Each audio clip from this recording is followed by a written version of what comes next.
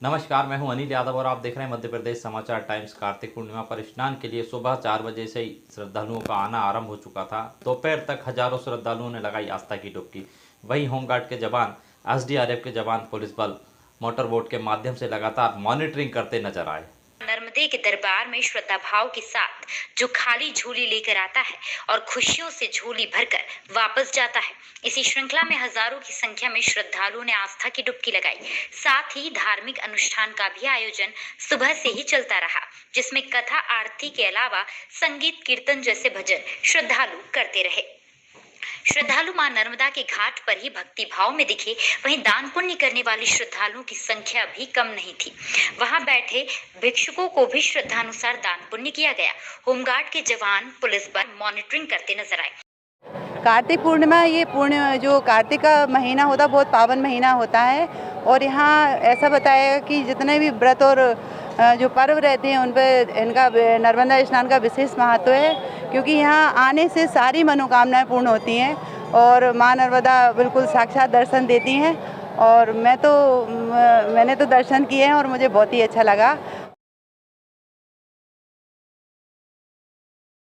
आज आपके माध्यम से जिला प्रशासन से, पुलिस प्रशासन से ये मांग करूंगा कि आने वाले समय में नर्मदा जी में मूर्ति का विसर्जन पूर्णतः प्रतिबंध होना चाहिए, क्योंकि इतनी मूर्तियों का विसर्जन होता है और नियमित यात्री जो नर्मदा श्रद्धालु हैं 4 बजे रात से नहाने आते हैं। बहुत से लोगों के पैरों में लग गई, बहुत से लोगों के बहुत पीड़ित रहते हैं। हम देख रहे हैं कि दशहरे को मूर्ति का विसर्जन हुआ और आज तक घाटों की जो साफ़ सफाई होना चाहिए वो साफ़ सफाई आज तक भी पूर्णता नहीं हुई है। चाहे वो मंगलवारा घाट हो, चाहे विवेकानंद घाट हो, चाहे सेठानी घाट से आसपास 2-4 गुजरे अगर इधर उधर हो जाते हैं तो आज भी श्रद्धालुओं के मन में बड़ी पीड़ा है। मगर चूंकि प्रशासन में जो जिम्मेदार लोग हैं वो नए हैं और वो प्रयास कर रहे हैं, तो उनके प्रयासों की भी सराहना होना चाहिए।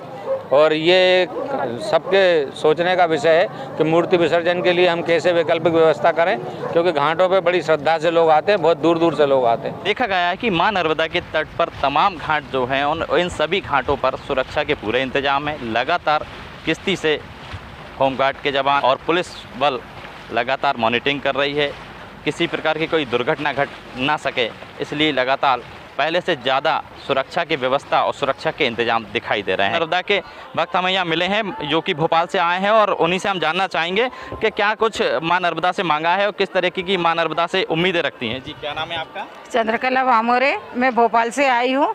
माँ नर्मदा को स्नान करने के लिए आई हूँ। पुण्य सबके लिए मिले, यही मेरी प्रार्थना है। और कार्तिक पूर्णिमा का बहुत महत्व है। मैं यही चाहती हूँ कि यहाँ से कोरोना हमारी चली जाए और हम लोग सब स्वस्थ रहें। तो जैसा कि आप देख सकते हैं कि भोपाल से आए एक श्रद्धालु ने बताया है कि मां नर्मदा से जो कुछ मांगा है वह बिल्कुल पूरा हुआ है। लगातार हमारी श्रद्धालुओं से भी चर्चा हुई है, श्रद्धालुओं के बाद और भी अन्य नागरिकों से चर्चा हुई है। चर्चा के दौरान काफ़ी कुछ बातें निकल के सामने आई है। नगर पालिका के कार्यपालन यंत्री हमारे साथ जुड़ चुके हैं, उनसे ही जानना चाहेंगे कि किस तरीके की यहाँ व्यवस्था देखने को नज़र आ रही है। सर, क्या कुछ व्यवस्था है घाट पर? और नगर पालिका द्वारा साफ़ सफाई आदि जो व्यवस्था परंपरागत रूप से की जाती है वो की गई है। उसके बाद भी इनको ऑब्जर्व करने की कौन सी व्यवस्था में क्या कमी है। कुछ जो डस्टबिन के बने हैं वो हम देख रहे हैं कि डस्टबिन ऊपर बने हैं और नीचे पूजा करने वाले, तो उन डस्टबिनों को 4 डस्टबिन आज ही हम नीचे और लगवा रहे हैं।